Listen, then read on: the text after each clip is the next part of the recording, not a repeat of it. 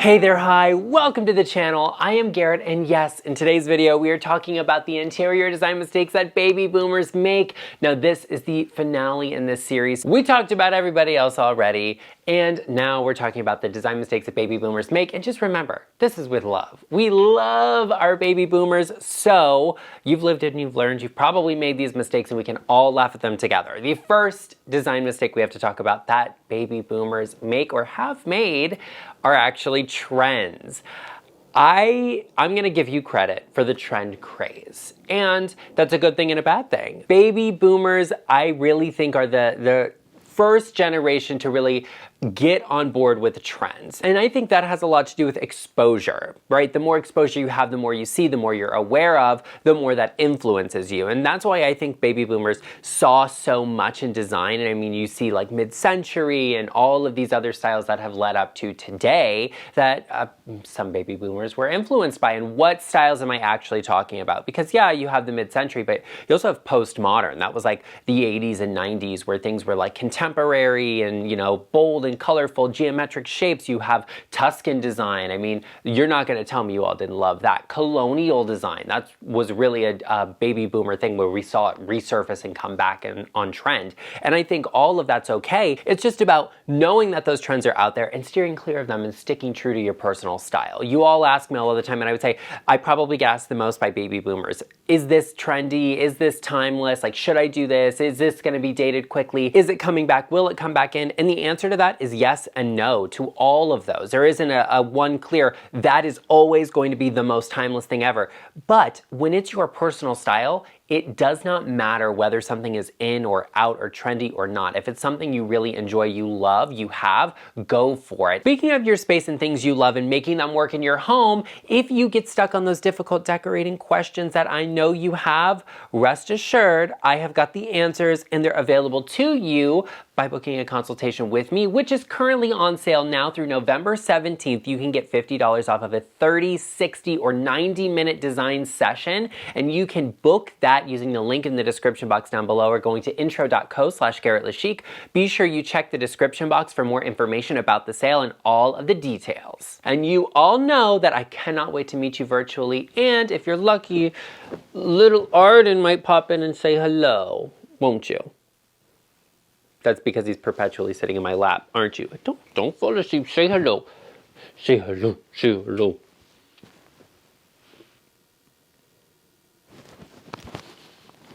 Are you going to say hello to everyone? Or are you going to go back to sleep? He's going to have a nap. And we're going to talk about the next design mistake that baby boomers make, and that is the themed room. And themed rooms, you know, it's a multi-generational thing. But I would say that other generations will do themes like, you know, oh, we're going to do a Star Wars theme. And like, okay, you know, oh, it's going to be a beach theme. Okay, I would say baby boomers are more apt to be like, oh, the theme of the kitchen is roosters. And okay, I mean, nothing wakes you up in the morning like a big cup of coffee in your rooster themed kitchen. But, you know, that's a little direct. And it's so, I think that was really where baby boomers did a theme, was like this one specific element, or it's like, you know, that little goose thing, right? We all know that in kitchens, like that was a big thing. It was like the goose tiles, the goose cookie jar, all of that. I think, you know, you have to be mindful about those sorts of things. And like, is it a theme? Is this just, am I collecting all of the same stuff all over the place? Is that what we're doing here? You might not always be into that. It could be a little too much. And if you oversaturate something, if you expose yourself to too much of something, you start to be sick of it. And that doesn't make something timeless. I always think instead of having a direct, a clear line, an out and out theme in a room, having a nod to something is better. Even in a kid's room, for example, like that's where we see a lot of themes because kids like a certain cartoon or something, or they'll, you know, like a specific vibe or thing or whatever. It's more interesting to have color schemes that work with that, textures that work within that theme, like a nautical or coastal theme. You know, a blue and white stripe always looks coastal. Woven materials, wicker baskets, those always look nautical. Having, you know, a nautical style lamp or a light fixture, a rope detail, that says nautical to me without being like, oh, you know, it's under the sea themed. No, we can do something that's a little more elevated when it comes to a theme. So themes are not always terrible as long as you are nodding at the theme instead of being direct with it. I think that's something that baby boomers did a lot of, being like, this one element or this collectible thing is the theme. Like the Beanie Babies, you all loved the collections, you loved those. And I think actually that's the next thing we have to talk about is a collection. Baby boomers are the collectors. Collecting isn't a bad thing necessarily. It just depends on what you collect and how much of the same collection you have. So for me, I am a collector. I like to have collections of things, and I like, you know, there's just certain things that I like, and it's not, I'm buying this because it's collectible and I want to have a ton of it and that's my collection, it's fancy. It's more like, I just can't resist the urge to buy that thing because I love it so much. And that's where I get off with, like, you know, my Wedgwood. I love collecting that and I have it, but I like it because it's a color that resonates with me. It's a style that resonates with me. I love that like neoclassic Greco-Roman vibe that these pieces have, but also it just works in my accessories and decor. So it just blends into every room in my home. So it's not really difficult to have or use. And it's not like displayed in this cabinet because it's so valuable, it has to be behind glass. No, it's really not. Like, it's a vase. It's just sitting here on the table. Like, you know, this always is here. I just like that piece because the green tones work with the table it's sitting on. There's some green in this painted lady behind me that works. This is another piece right here, these Tarkays. I have quite a few of them. My husband and I have collected 1, 2, 3, 4, 5, 6 of them hanging in this room. I think we may even have one more in storage somewhere.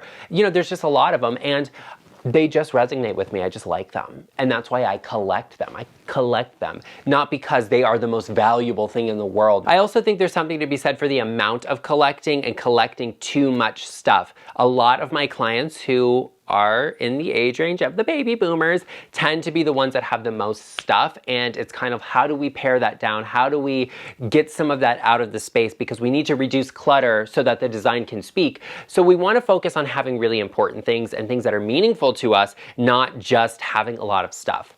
I think you can also rotate things through seasonally, and there are certain things that, yes, you want to keep, like a handful of the projects that kids made you when they were in school is great, but the kids are in their 30s now. So like, maybe we ask them what they think of it and what they would like to keep, and then you keep your favorites and let some of the other things go. I think that's okay too. Collections can be great, but when they are used in the correct way and we don't have too much of it in our home. I'm always going to look out for you and do what's right for my clients and what's going to elevate your home as best as possible, because I love memories, I love personality, I love personal style. And if you are the person that likes that too, be sure you join us. If you're looking to elevate your home and you just are looking for some good hardcore design advice, we put out 2 videos a week. So be sure you hit that subscribe button, become a part of our GarrettLeChic family, join us. We are on the journey to 100,000 subscribers. Call yourself an OG by hitting that subscribe button. And if you made it this far in the video, I know you are liking what you are hearing, so be sure you give this video a like. And remember that I truly appreciate all of you so much. Something else I'm going to give the baby boomers credit for,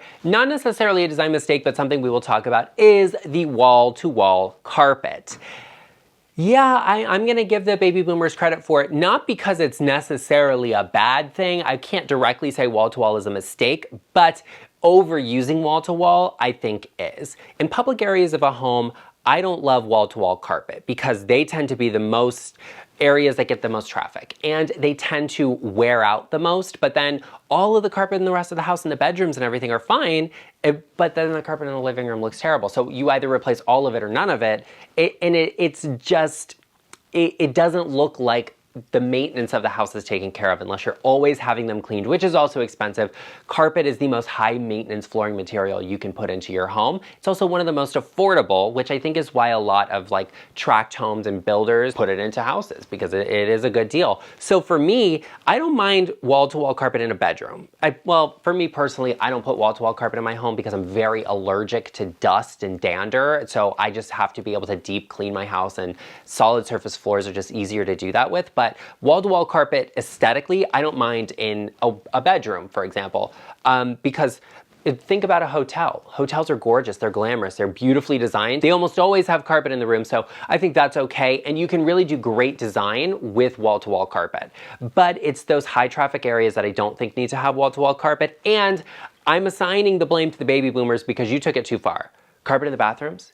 Carpet in the bathrooms? No, that was you. Nobody else was doing that. That was the baby boomers. You get the blame for that. It is a design mistake. It's low-key disgusting, all right? Like, I mean, I love a house with carpet in the bathroom because if I'm buying it to renovate it, it's easy to take carpet up. Plus, I'm gonna sit there and say, there's carpet in the bathrooms. You need to reduce your price, okay? It's a good negotiating tool, but not great for living or the aesthetics, the design of a space. Tile in a bathroom is great. You can even do an LVP, a luxury vinyl in a bathroom, and that's good too. I wouldn't do hardwood floors in a bathroom just because wood, water, they're not friends. There's multiple types of carpet, and if you're going to do it right. I like a low cut pile carpet, okay? It needs to be thinner with a really good pad underneath it. That's gonna give you a lot of cushion, but the carpet's not gonna go flat and look like mush down. It's not gonna get hard and brittle. It actually stays looking cleaner, fresher, longer, and I think that's good. Carpet itself doesn't really have that long of a lifespan. A lot of people think you can put it in, it lasts forever. It lasts forever, but it doesn't look good forever. It only stays looking pristine and nice for the first like 5 to 7 years if you're having it cleaned regularly and you're vacuuming it properly, all of that. And you might get more time out of that. That's not a just here's the date it has to be replaced by, but carpet has to be replaced more often than a hard surface floor, which is why it's not personally my favorite, especially in the longer term. But if you've got great solid surface floors in your living areas and you're like, Garrett, I have carpet in the bedrooms, what do I do? You could either think about putting a different solid surface material into those rooms, like if you have tile in the main areas, you could put wood in those bedrooms, or go for a really good high-end carpet with a pet-proof pad underneath. That makes it the easiest to clean and the longest lasting, plus the most comfortable. The next thing we have to talk about, design mistake that baby boomers make, is that your homes just don't have enough flow, or they didn't before you started watching my channel, and I love that for you. But flow is one of the most important aspects of interior design because it's the way rooms connect to each other. They move from one space to another and how they feel, how they interact. And every room in your home doesn't have to have great flow to it. Like, you know, bedrooms, for example, can have a disconnection from the main areas of the house. How you create great flow in a home is by using repetition. And it doesn't always have to be matching the same. It could be the inverse of something, or this room can have a different color scheme, sure, but make the accent color in that room the same as the other room. That way it feels like there is a connection, there is a line that goes through each space. That is what flow is. Flow can also be physical movement and the way you access spaces and pathways in a home and just the overall floor plan. If you're looking for layouts and you're interested in that, be sure you stay tuned to the end of the video where I will link my iconic and legendary layouts video for you to really get your home straightened out. But there are a lot of great things you can do in terms of flow in your home. Use the same frames on artwork. If you have gold frames, use them everywhere. Use the same hardware throughout your home. That creates good flow. That's a good base to start off with. And then it's, you know what, this is this one color. We have green in this room, but that room is blue. Have a little blue in the other room and a little green in this one. It could be a throw pillow in this room with a blue stripe in it and maybe a vase on the table. That's enough blue to create connection into this room over here. And that's good flow between the two of them. And the other thing you can do is actually neutralize some spaces, like hallways and connecting areas to rooms. And neutralizing it can just mean the wall color or the furniture style in this space. Instead of having it be this really, you know, bold color, be an off-white, be a white, be something neutral, be a tan, be a beige. Those are good tones to have in a hallway or a connecting area because those neutral tones can be used in other spaces easily. It could be drapery, it can be, you know, if you get a patterned rug, it's gonna have a neutral tone in it. Those are already creating those connections. And so you neutralize the hallways that connect those rooms, and then we can add in little details that each room has all together. Like I said, artwork is a great way to do that, or even a similar floral arrangement in each space can create good flow in a home. Another reason your home might have not great flow is actually that furniture pieces are too large and bulky, which is the next mistake that baby boomers make. Having furniture pieces that are too large, overwhelming, and bulky tends to be something that I see a lot of baby boomers do in their homes because of a number of reasons. One, I think, is the furniture set. Like I've said a million times about furniture sets, my problem isn't that they match. My problem is that the scale doesn't make sense, because, you know, it's like you take a living room set, a 3-seater sofa and a 2-seater sofa, and the chair should not all have the same scale. It's just a 1-seater version of the other thing. And a piece that's too large makes the room feel small. It makes that piece feel larger. It also does not accentuate the flow and the space in the room. It can break a lot of that off, making the space look and feel smaller, more difficult to be in. Like, you know, you don't want to have to step and walk around a piece of furniture to get into a room. And I don't like something that projects out in a doorway. So these are all things that need consideration given to them. I think there's also an ease to it, where you go into a furniture store and you're just like, you know what, that looks pretty the way they have it set up. I'll take all of that. And you know what, we'll get the living room set that matches and the dining room set. And there you go, you have all of it. And that's okay in some regards, but when you don't measure the space and you actually see, does that specific piece fit into this room, it doesn't end up fitting, or it's too big because the bedroom might be bigger than the dining room, and so the bulkier furniture there makes sense, but not in this room. Those are all things that have to be given some consideration and really thought on, because they can make a huge impact, not only on your home, but also on the livability of it. Not just the design, but how you're actually using it and whether it makes sense or not. I would say one of the top things I see with my baby boomer clients is that they have an issue with, they've had pieces for a long time, the pieces they've bought are good quality, and they don't want to get rid of them or let them go. You can mix a setup in different ways, and you can also do that with those collections and a lot of the things you have. Don't be afraid to be a little bit harsh in your decision making, because letting some things go, some of the unnecessary stuff, and decluttering makes a massive impact on your home and the overall design. And don't be afraid to embrace a style that you personally love, or something you've wanted to try but you haven't wanted to do because you already have the pieces.